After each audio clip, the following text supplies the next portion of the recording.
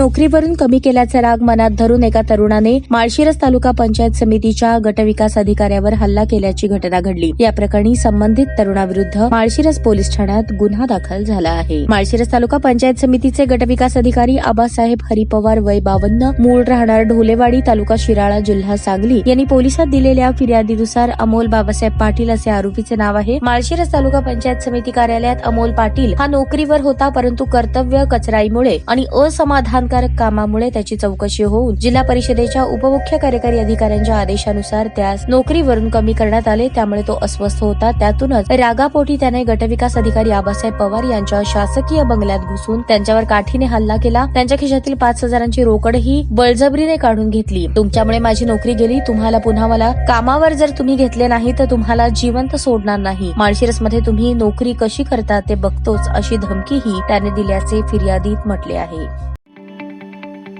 ताज्या बातम्या पाहण्यासाठी प्राईम महाराष्ट्र न्यूज चॅनलला सबस्क्राईब करा।